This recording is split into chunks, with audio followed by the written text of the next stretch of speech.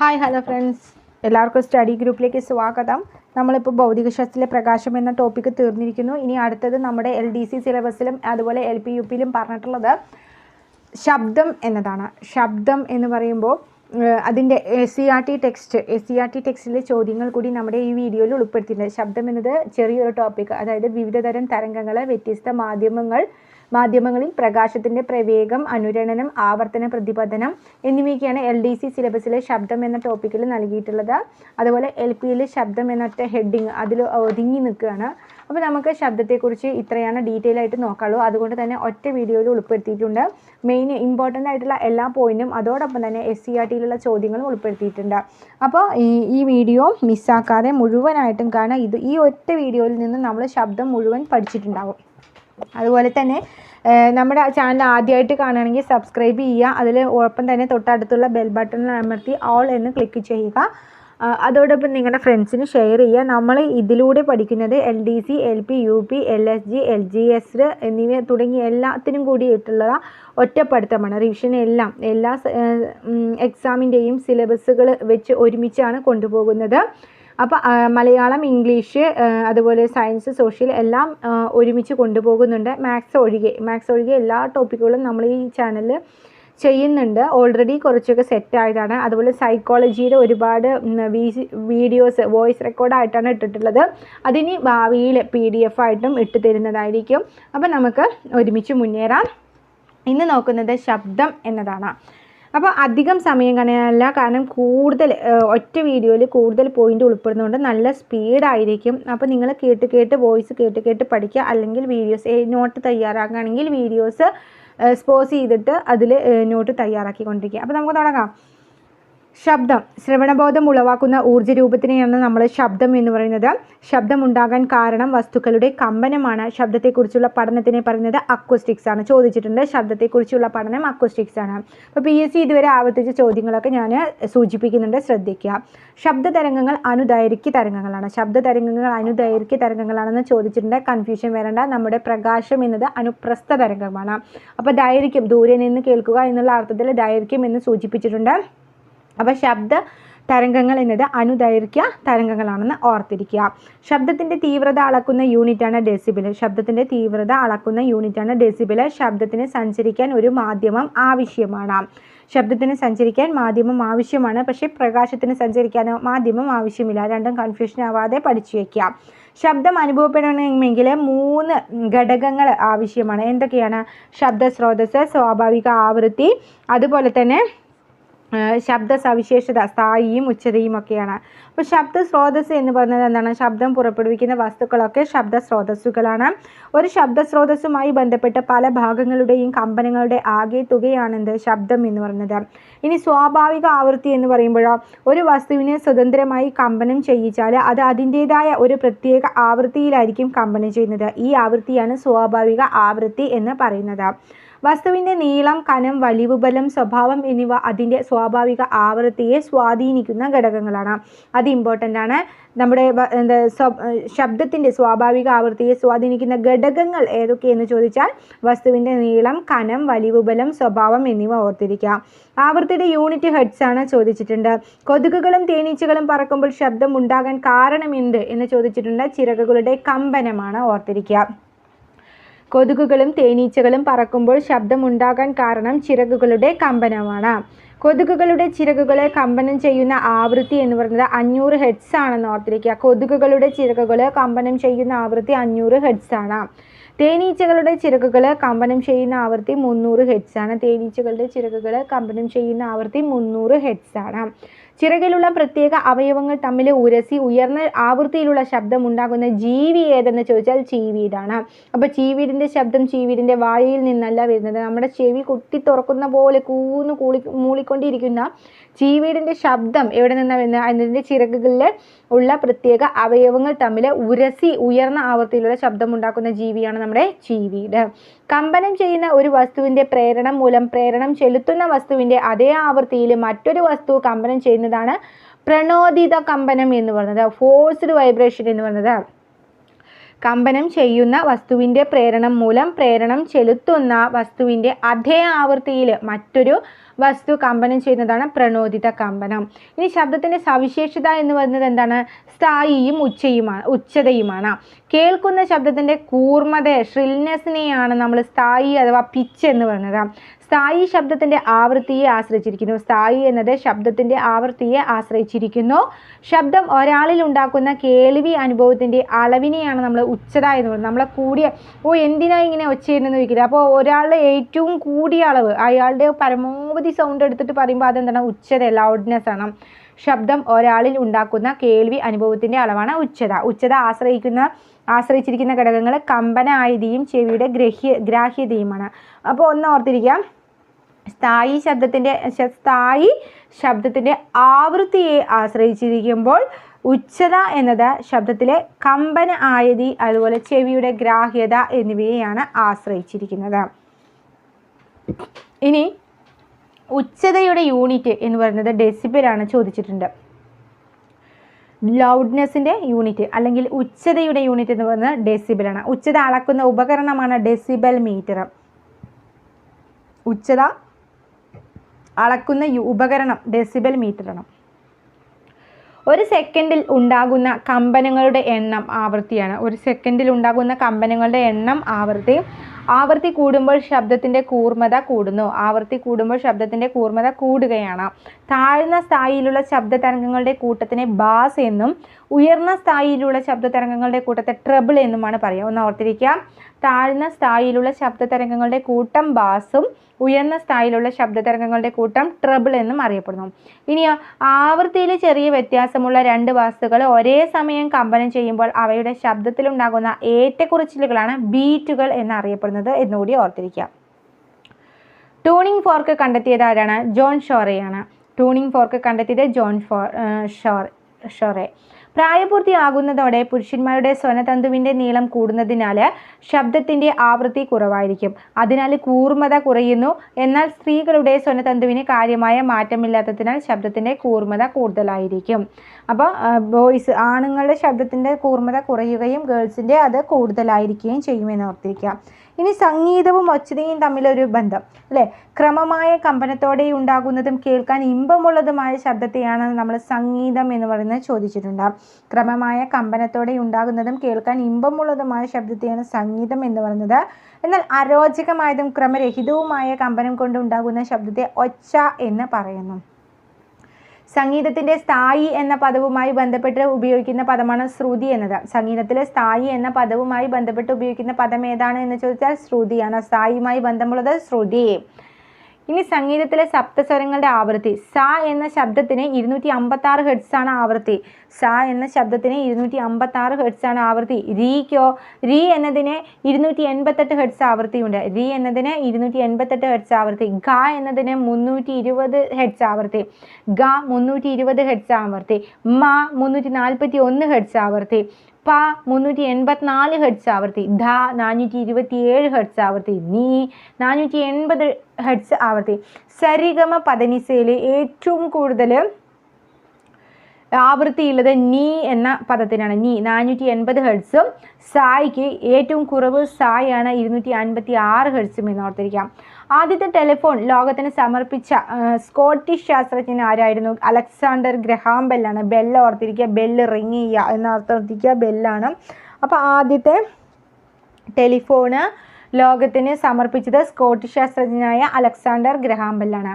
1876 October 9 Graham Bell തൻ്റെ സുഹൃത്തായ അസിസ്റ്റൻറ്റുമായ 1876 October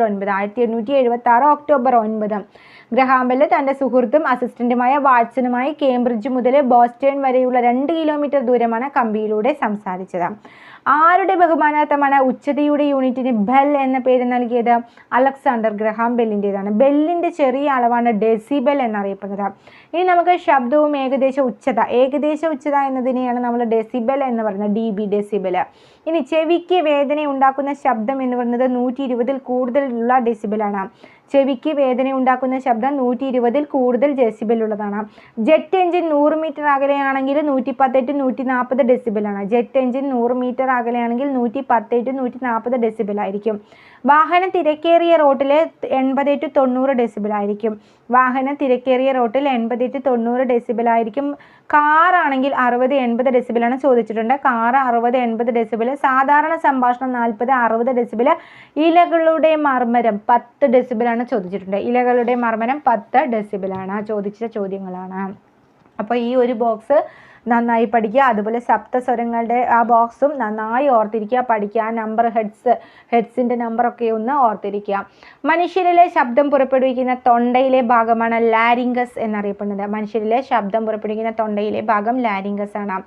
ശൂന്യതയിലൂടെ ശബ്ദ തരംഗങ്ങൾ സഞ്ചരിക്കുന്നില്ല. ബഹിരാകാശ സഞ്ചാരികൾ പരസ്പരം സംസാരിക്കാൻ റേഡിയോ സംവിധാനം ഉപയോഗിക്കാൻ കാരണം തന്നെ എന്താണ്?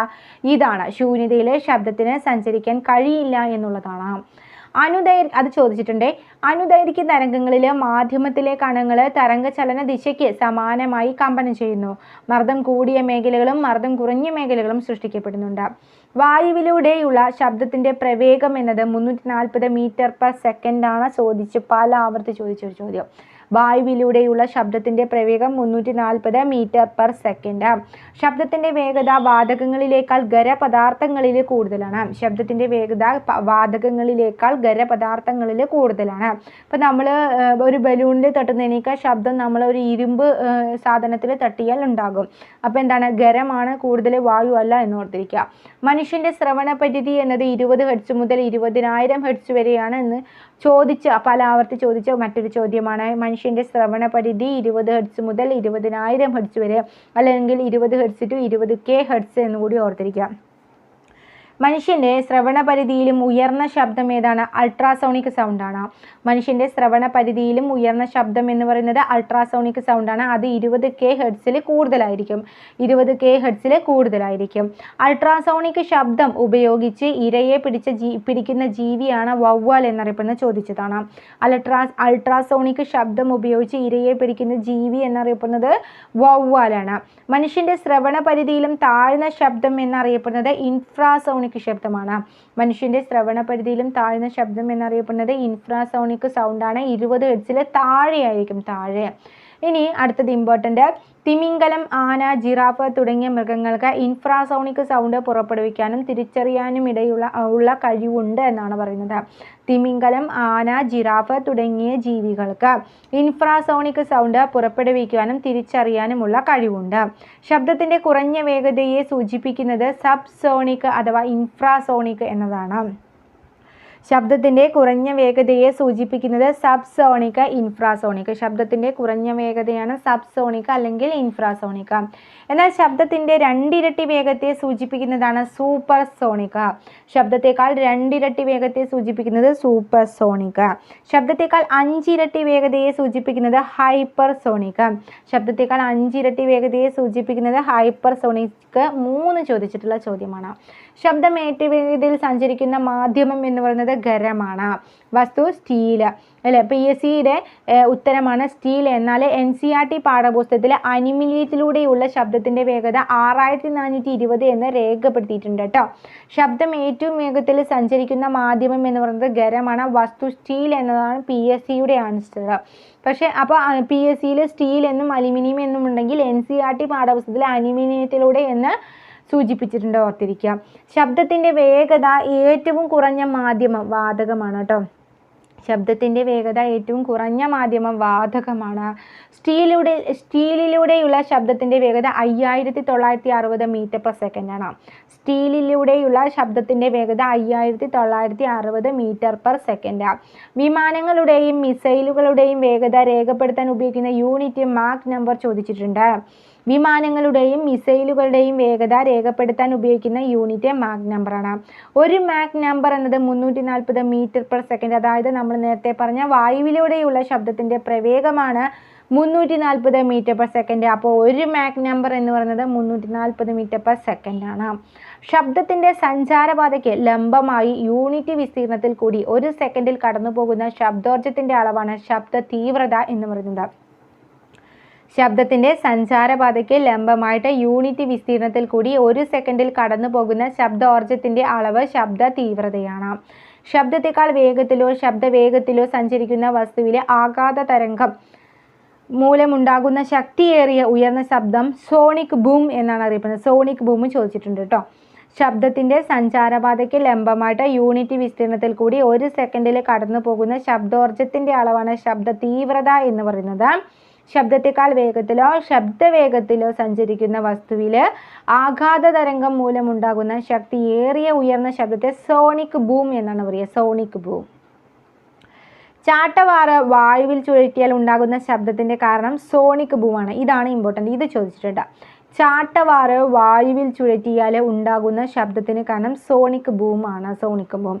ഒരു ഹാൾ നിർമ്മിക്കുമ്പോൾ വ്യക്തമായിട്ട് ശബ്ദം ശ്രവിക്കത്തക്ക വിധത്തിൽ അതിനെ രൂപപ്പെടുത്താൻ ശ്രദ്ധിക്കേണ്ട കാര്യങ്ങളെക്കുറിച്ച് പ്രതിപാദിക്കുന്ന ശാസ്ത്രശാഖ അക്കോസ്റ്റിക്സ് ഓഫ് ബിൽഡിങ്സ് എന്നാണ്. ഒരു ഹാൾ നിർമ്മിക്കുമ്പോൾ വ്യക്തമായ ശബ്ദം ശ്രവിക്കത്തക്ക വിധത്തിൽ അതിനെ രൂപപ്പെടുത്താൻ ശ്രദ്ധിക്കേണ്ട കാര്യങ്ങളെക്കുറിച്ച് പ്രതിപാദിക്കുന്ന ശാസ്ത്രശാഖയാണ് അക്കോസ്റ്റിക്സ് ഓഫ് ബിൽഡിങ്സ്.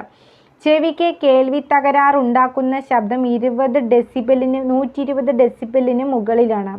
ചെവിക്ക് കേൾവി തകരാറുണ്ടാക്കുന്ന ശബ്ദം എന്ന് പറയുന്നത് 120 ഡെസിബലിന് മുകളിലാണ്. നമ്മൾ നേരത്തെ പറഞ്ഞതാണ്. കോൺകോർഡ് വിമാനങ്ങളുടെ വേഗത എന്ന് പറയുന്നത് 2 മാക് നമ്പറാണ്. അപ്പോൾ നമ്മൾ പറഞ്ഞ നേരത്തെ 1 മാക് നമ്പർ എന്നത് എത്രയാണ്? 340 മീറ്റർ/സെക്കൻഡ്. ഇനി അടുത്തത് പ്രതിധ്വനി. എന്താണ് പ്രതിധ്വനി? മനുഷ്യൻ്റെ ശ്രവണ സ്ഥിരത എന്ന് പറയുന്നത് 1/10 സെക്കൻഡാണ്. മനുഷ്യൻ്റെ ശ്രവണ സ്ഥിരത എന്നത് ചോദിച്ചിട്ടുണ്ട്. 1/10 സെക്കൻഡ് അല്ലെങ്കിൽ 0.6 സെക്കൻഡ് എന്ന് ഓർത്തിരിക്കുക കേട്ടോ. മനുഷ്യൻ്റെ ശ്രവണ സ്ഥിരത 1/10 സെക്കൻഡാണ്.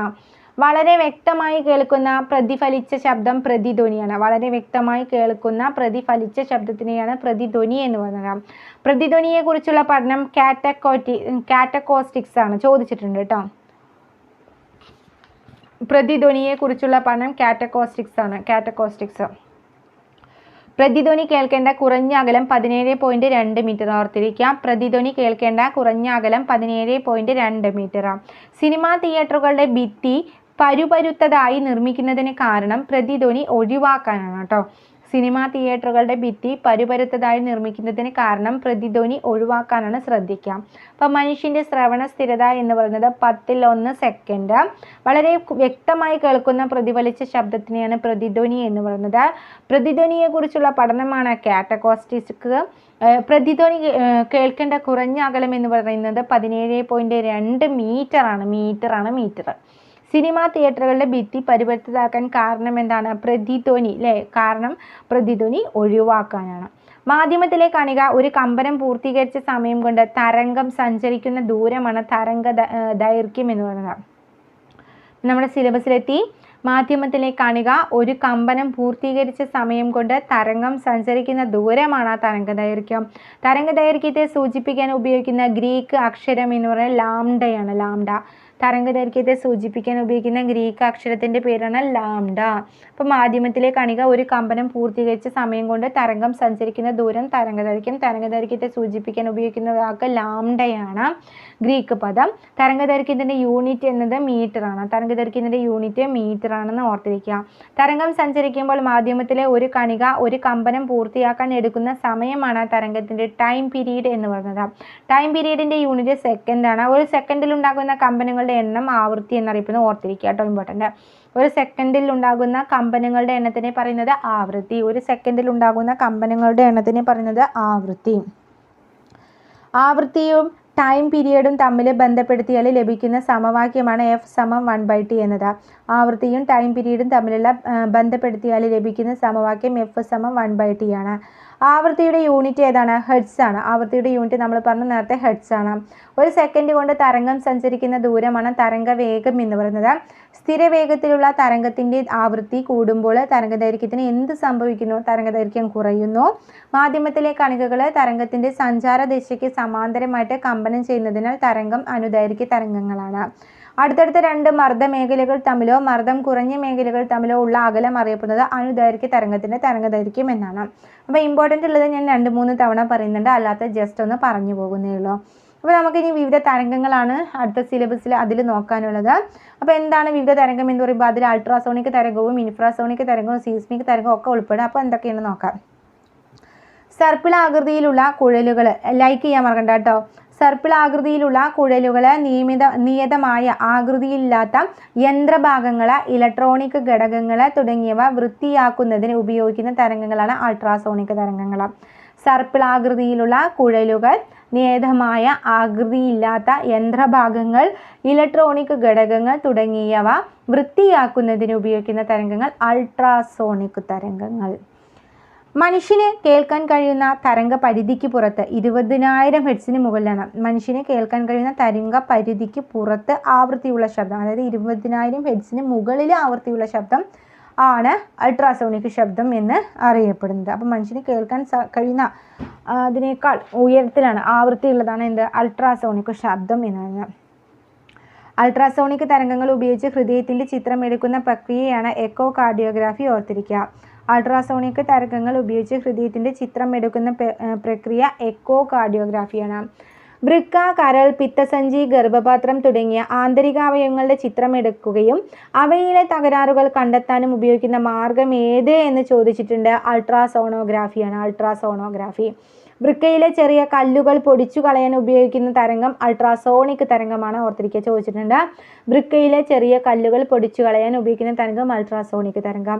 അൾട്രാസോണിക് തരംഗങ്ങൾ ഉപയോഗിച്ച് ജലത്തിനടിയിലുള്ള വസ്തുവിലേക്കുള്ള അകലം, അവയുടെ ദിശ, വേഗം എന്നിവ കണ്ടെത്തുന്നതിന് ഉപയോഗിക്കുന്ന ഉപകരണം സോണാർ. പല ആവർത്തി ചോദിച്ച ഒരു ചോദ്യം കൂടിയാണ്.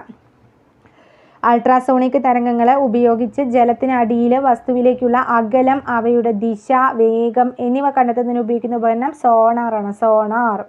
സോണാർ എന്നതിൻ്റെ പൂർണ്ണ രൂപം എന്താണ്? സൗണ്ട് നാവിഗേഷൻ ആൻഡ് റേഞ്ചിങ് എന്നാണ്. സോണാർ എന്നതിൻ്റെ പൂർണ്ണ രൂപം സൗണ്ട് നാവിഗേഷൻ ആൻഡ് റേഞ്ചിങ്. ഒരു വസ്തുവിൽ തട്ടി പ്രതിപതിച്ചു വരുന്ന അൾട്രാസോണിക് തരംഗങ്ങൾ സോണാറിലെ ഡിറ്റക്ടറിൽ എത്തുമ്പോൾ ഡിറ്റക്ടർ അവയെ എന്ത് സിഗ്നലുകൾ ആക്കി മാറ്റും? വൈദ്യുത സിഗ്നലുകളാക്കും. വവ്വാൽ ഇരപിടിക്കാൻ ഏത് തരം ശബ്ദമാണ് പ്രയോജനപ്പെടുത്തുന്നത്? അൾട്രാസോണിക് തരംഗങ്ങളാണ്. വവ്വാൽ ഇരയെ പിടിക്കാൻ ഏത് തരം ശബ്ദമാണ് ഉപയോഗപ്പെടുത്തുക? അൾട്രാസോണിക് തരംഗങ്ങളാണ്. ഇനി അടുത്തത് സീസ്മിക് എന്ന് പറയുമ്പോൾ അറിയാം നമുക്ക് എന്താണ്? ഭൂകമ്പത്തിൻ്റെതാണ്.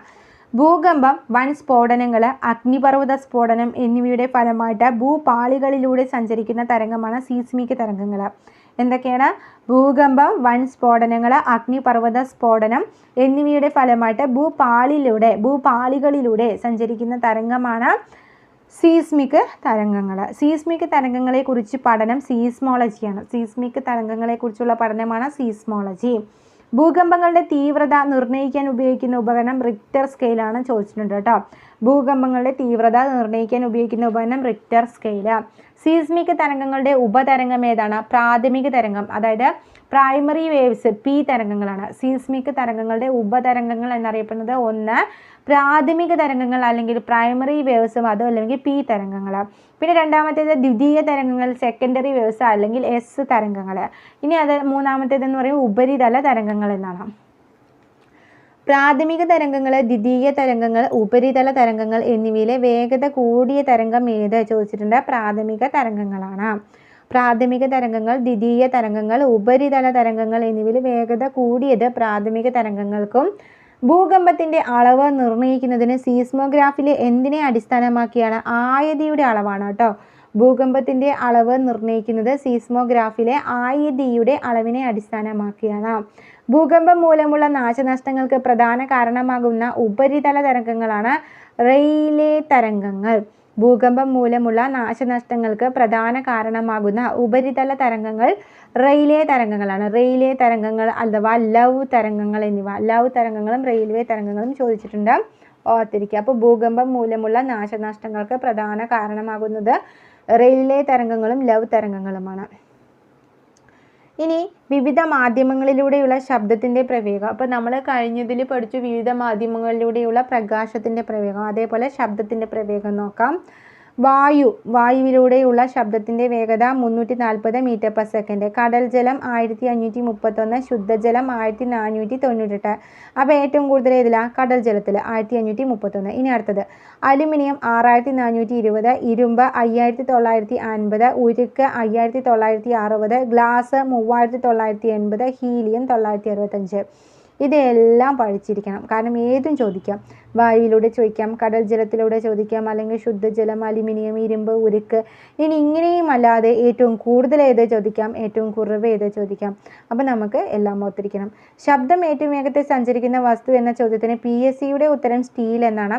എന്നാൽ നമ്മുടെ NCERT പാഠപുസ്തകത്തിൽ അലുമിനിയത്തിലൂടെയുള്ള ശബ്ദത്തിൻ്റെ വേഗത 6420 എന്ന് രേഖപ്പെടുത്തിയിട്ടുണ്ട്. അപ്പോൾ നമുക്ക് അത് തന്നെ ആൻസർ കൊടുക്കാം. ഇനി അഥവാ നമുക്ക് എന്തെങ്കിലും കറക്ഷന് വേണ്ടിയിട്ട് PSCക്ക് കൊടുക്കണമെങ്കിൽ തെളിവ് സഹിതം NCERT ടെക്സ്റ്റ് ബുക്കിലുണ്ട്. അപ്പോൾ അത് അങ്ങനെ കൊടുത്തു കഴിഞ്ഞാൽ നമുക്ക് ആ ക്വസ്റ്റിനെ ഒന്നുമില്ലെങ്കിൽ അസാധുവാക്കി കിട്ടും. അതല്ലെങ്കിൽ അവർ ഉത്തരം പ്രൊഫഷണൽ ആൻസർക്ക് വരുമ്പോൾ തിരിച്ച് മാറ്റിത്തരുന്നതാണ് കേട്ടോ. ഇനി അഥവാ അലുമിനിയം ഇല്ല, സ്റ്റീൽ മാത്രമേ ഓപ്ഷൻസിലുള്ളൂ എങ്കിൽ സ്റ്റീൽ കൊടുക്കാം. അനുരണനവും ആവർത്തന പ്രതിപതനവും എന്താണ്?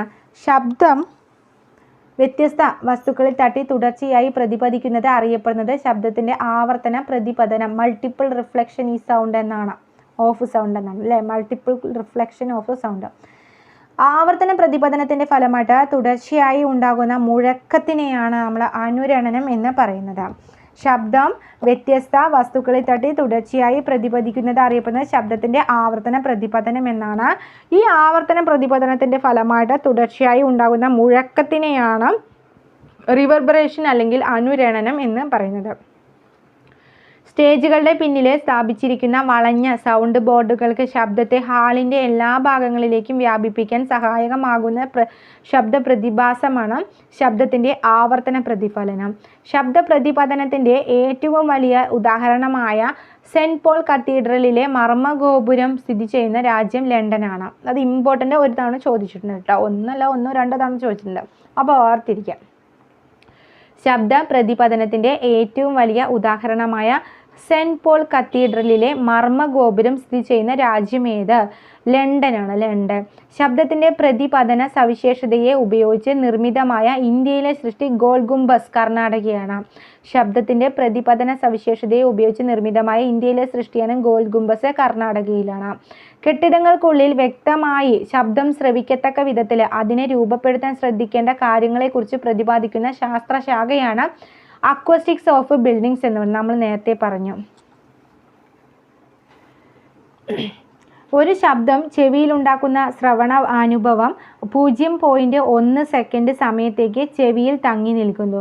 ചെവിയുടെ ഈ പ്രത്യേകത അറിയപ്പെടുന്നതാണ് ശ്രവണ സ്ഥിരത എന്നത്. ഒരു ശബ്ദം ചെവിയിലുണ്ടാക്കുന്ന ശ്രവണ അനുഭവം 0.1 സെക്കൻഡ് സമയത്തേക്ക് ചെവിയിൽ തങ്ങി നിൽക്കുന്നു. ചെവിയുടെ ഈ പ്രത്യേകത അറിയപ്പെടുന്നതാണ് ശ്രവണ സ്ഥിരത എന്നത്. സോണാറിൽ പ്രയോജനപ്പെടുത്തിയിരിക്കുന്ന ശബ്ദത്തിൻ്റെ സ്വഭാവം പ്രതിഫലനമാണ്. സോണാറിൽ പ്രയോജനപ്പെടുത്തിയിരിക്കുന്ന ശബ്ദത്തിൻ്റെ സ്വഭാവം എന്ന് പറയുന്നത് പ്രതിഫലനമാണ്, പ്രതിഫലനം. കമ്പനം എന്താണ്?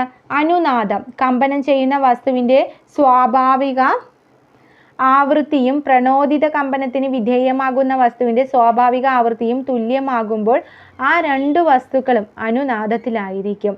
ഇടിമിന്നൽ ഉണ്ടാകുമ്പോൾ ജനൽ കമ്പികൾ വിറകൊള്ളുന്നതിന് കാരണമായ ശബ്ദ പ്രതിഭാസമാണ് അനുനാദം എന്ന് പറയുന്നത്. ഇതിൽ ഇമ്പോർട്ടൻ്റ് ആയ ഒന്നാമത്തെ കാര്യം എന്താണ്? സോണാറിൽ പ്രയോജനപ്പെടുത്തിയിരിക്കുന്ന ശബ്ദത്തിൻ്റെ സ്വഭാവം ഏതെന്ന് ചോദിക്കാം, പ്രതിഫലനമാണ്. അതുപോലെ ഒരു ശബ്ദം ചെവിയിൽ ഉണ്ടാക്കുന്ന ശ്രവണ അനുഭവം നിൽക്കുന്നത് എത്ര സമയമാണ്? 0.1 സെക്കൻഡ് സമയത്തേക്കാണ് ചെവിയിൽ തങ്ങി നിൽക്കുന്നത്. അത് ഓർത്തിരിക്കുക. അതുപോലെ തന്നെ ചെവിയുടെ ഈ പ്രത്യേകത അറിയപ്പെടുന്നതാണ് ശ്രവണ സ്ഥിരത എന്ന് ഓർത്തിരിക്കുക. ഇനി രണ്ടാമത് ഓർത്തിരിക്കേണ്ട കാര്യം, ഇടിമിന്നൽ ഉണ്ടാകുമ്പോൾ ജനൽ കമ്പികൾ വിറകൊള്ളുന്നതിന് കാരണമായ ശബ്ദ പ്രതിഭാസം ഏത് എന്നാണ്. അത് അനുനാദമാണ്, മാറിപ്പോകണ്ട. അനുരണനവും അനുനാദവും മാറിപ്പോകണ്ട. അടുത്തത് ഗാൾട്ടൺ വിസിലാണ്. മനുഷ്യന് കേൾക്കാൻ സാധിക്കാത്ത വിധത്തിലുള്ള ഉയർന്ന ആവൃത്തിയിലുള്ള ശബ്ദം പുറപ്പെടുവിക്കുന്ന വിസിലാണ് ഗാൾട്ടൺ വിസിൽ എന്ന് പറയുന്നത്. മനുഷ്യന് കേൾക്കാൻ സാധിക്കാത്ത വിധത്തിലുള്ള ഉയർന്ന ആവൃത്തിയിലുള്ള ശബ്ദം പുറപ്പെടുവിക്കുന്ന വിസിലിനെയാണ് ഗാൾട്ടൺ വിസിൽ എന്നറിയപ്പെടുന്നത്.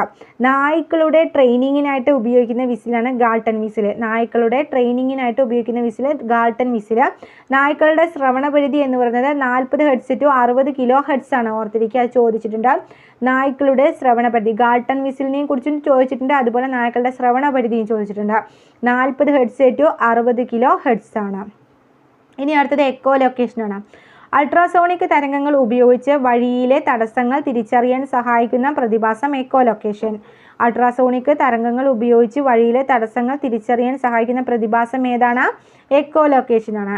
എക്കോലൊക്കേഷൻ ഉപയോഗിച്ച് ഇരപിടിക്കുന്ന ജീവിയാണ് വവ്വാൽ. എക്കോലൊക്കേഷൻ ഉപയോഗിച്ചിട്ട് ഇരപിടിക്കുന്ന ജീവിയാണ് വവ്വാൽ.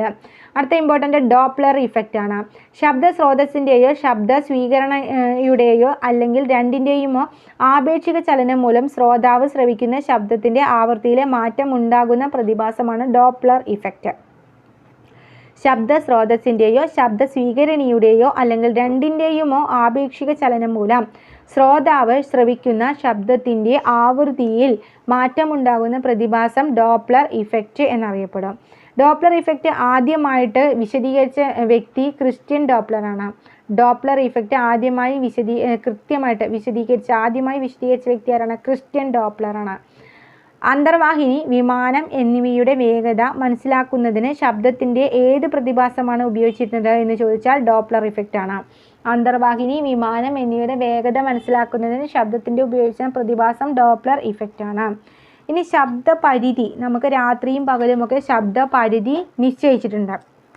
എന്തൊക്കെയാണത്? നിശബ്ദ മേഖലയിൽ പകൽ 50 ഡെസിബൽ ആണെങ്കിൽ രാത്രി 40 ഡെസിബൽ. പാർപ്പിട മേഖലയിലാണെങ്കിൽ പകൽ 55 ഡെസിബൽ ആണെങ്കിൽ രാത്രി 45 ഡെസിബൽ. വാണിജ്യ മേഖലയിൽ പകൽ 65 ഡെസിബൽ ആണെങ്കിൽ രാത്രി 55 ഡെസിബൽ. വ്യാപാര മേഖലയിൽ 75 ഡെസിബൽ ആണെങ്കിൽ രാത്രി 70 ഡെസിബൽ. ആശുപത്രിയിൽ രാത്രി പകൽ അങ്ങനെയൊന്നുമില്ല, 40 ഡെസിബലിൽ ശബ്ദം ഉണ്ടാക്കാൻ പാടൂ എന്നാണ്. ഇനി അടുത്ത ഇമ്പോർട്ടൻ്റ് ചോദ്യങ്ങളൊക്കെ നോക്കാം. അത് കഴിഞ്ഞ് നമുക്ക് SCERT നോക്കാനുണ്ടാവും. ജലത്തിനടിയിലെ ശബ്ദം കേൾക്കുന്നതിനായിട്ട് ഉപയോഗിക്കുന്ന ഉപകരണം ഹൈഡ്രോഫോണാണ്. ജലത്തിനടിയിലെ ശബ്ദം കേൾക്കുന്നതിനായി ഉപയോഗിക്കുന്ന ഉപകരണം ഹൈഡ്രോഫോണാണ്. വിമാനത്തിൻ്റെ വേഗത അളക്കുന്ന ഉപകരണം ടാക്കോമീറ്റർ. വിമാനത്തിൻ്റെ വേഗത അളക്കുന്ന ഉപകരണം ടാക്കോമീറ്റർ ആണ്. അതുപോലെ വാഹനങ്ങൾ സഞ്ചരിച്ച ദൂരം രേഖപ്പെടുത്തുവാൻ ഉപയോഗിക്കുന്നത്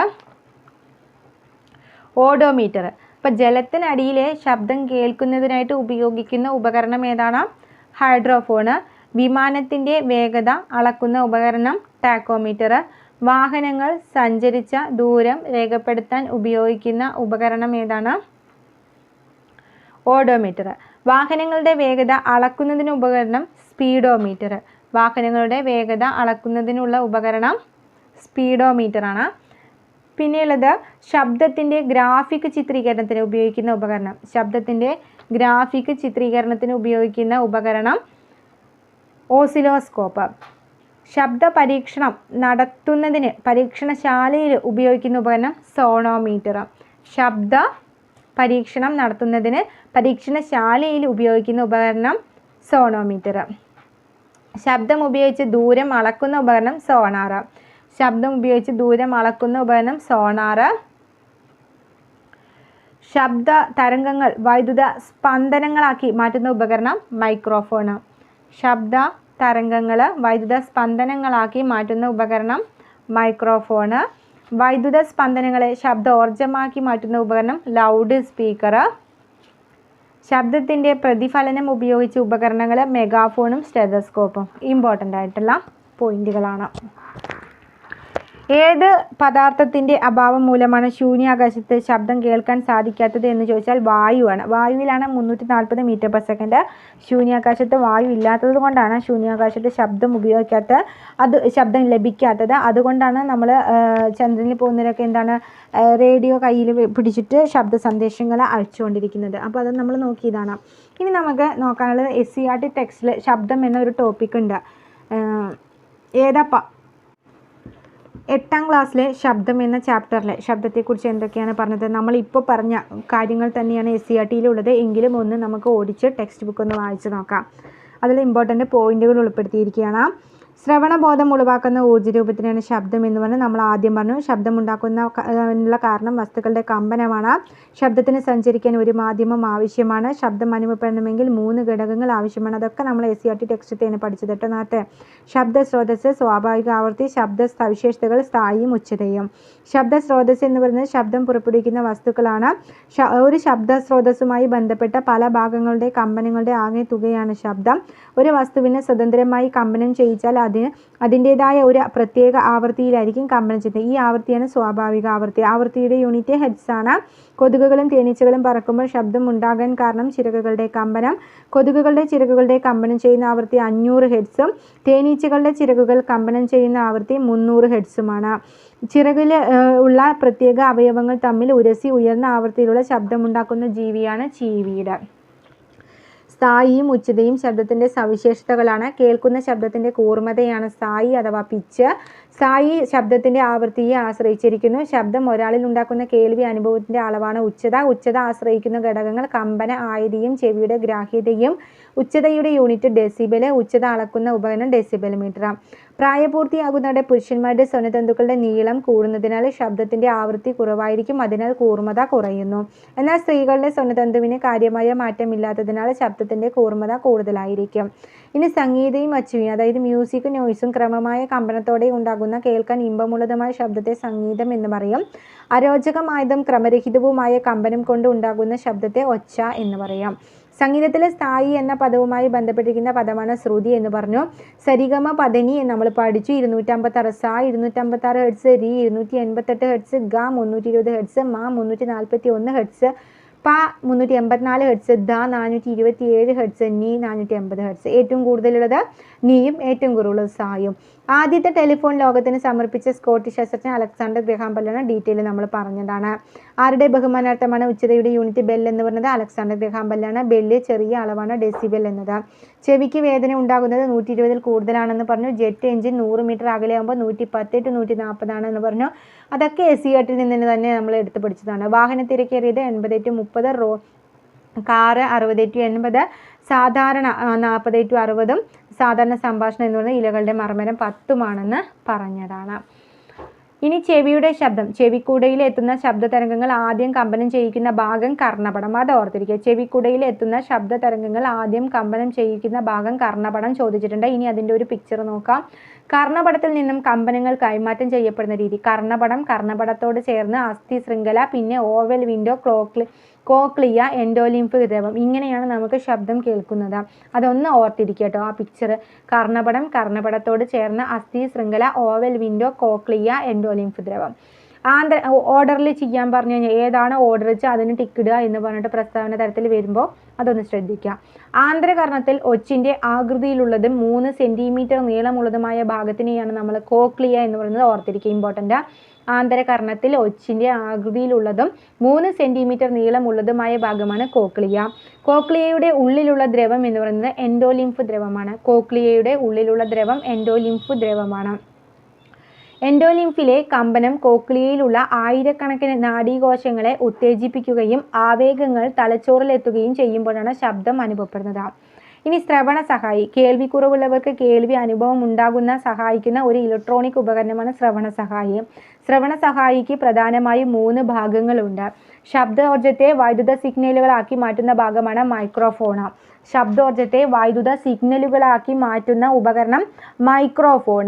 വൈദ്യുത സിഗ്നലുകളെ ശക്തിപ്പെടുത്തുന്ന ഭാഗം ആംപ്ലിഫയർ. ശക്തി കൂടിയ വൈദ്യുത സിഗ്നലുകളുടെ ഉച്ചത കൂടിയ ശബ്ദമാക്കി മാറ്റി കർണപടത്തിൽ എത്തിക്കുന്ന ഭാഗം ലൗഡ് സ്പീക്കർ. ഇത് 3 ഓർത്തിക ഇമ്പോർട്ടൻ്റ് PSC ചോദിച്ചതാണ്. ശ്രവണ സഹായി, ഹിയറിംഗ് എയ്ഡ്. കേൾവിക്കുറവുള്ളവർക്ക് സഹായിക്കുന്നതാണ് ശ്രവണ സഹായി. ശ്രവണ സഹായിക്ക് പ്രധാനമായിട്ടും 3 ഭാഗങ്ങൾ. ഏതൊക്കെയാണ്? Microphone, amplifier, loud speaker. അത് 3 ഓർത്തിരിക്കുക. Microphone, amplifier, loud speaker. എങ്ങനെയാണ് അത് ഭാഗം ശ്രവണ സഹായിയെ സഹായിക്കുന്നത്? ശബ്ദോർജ്ജത്തെ വൈദ്യുത സിഗ്നലുകളാക്കി മാറ്റുന്ന ഭാഗം മൈക്രോഫോണാണ്. വൈദ്യുത സിഗ്നലുകളെ ശക്തിപ്പെടുത്തുന്ന ഭാഗം ആംപ്ലിഫയർ. ശക്തി കൂടിയ വൈദ്യുത സിഗ്നലുകളെ ഉച്ചത കൂടിയ ശബ്ദമാക്കി മാറ്റി കർണപടത്തിലെത്തിക്കുന്ന ഭാഗം ലൗഡ് സ്പീക്കർ.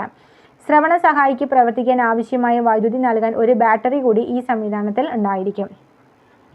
ഇനി അടുത്തത് ശ്രവണ പരിധി, റേഞ്ച് ഓഫ് ഓഡിയബിലിറ്റി. ഏകദേശം ആവൃത്തിയാണ് എന്തിൻ്റെയൊക്കെ? നായ, പൂച്ച, പശു, കുതിര, എലി, വവ്വാല്, ആന, സ്വർണ്ണ മത്സ്യം, കോഴി ഇവയാണ്. ഇത് കുറഞ്ഞതും കൂടിയതും നന്നായി പഠിച്ചു വെക്കണം, ചോദിക്കും. ആ പട്ടിക ഒന്ന് ഫുള്ളായി നന്നായി നോക്കാം. മനുഷ്യൻ്റെ ശ്രവണപരിധി 20 ഹെർട്സിനും 20,000 ഹെർട്സിനും ഇടയിലാണ്. 20 ഹെർട്സിനും താഴെ ആവൃത്തിയുള്ള ശബ്ദം ഇൻഫ്രാസോണിക് ശബ്ദം. 20 ഹെർട്സിൽ ആവൃത്തിയുള്ള ശബ്ദം ഇൻഫ്രാസോണിക് ശബ്ദമാണ്. അതുപോലെ 20,000 ഹെർട്സിൽ കൂടുതൽ ആവൃത്തിയുള്ള ശബ്ദം അൾട്രാസോണിക് ആണ്. നായകൾക്ക് കേൾക്കാൻ കഴിയുന്നതും മനുഷ്യന് കേൾക്കാൻ കഴിയാത്തതുമായ ശബ്ദമാണ് ഗാൾട്ടൺ വിസിലിൻ്റെ ശബ്ദം എന്ന് ഓർത്തിരിക്കുക.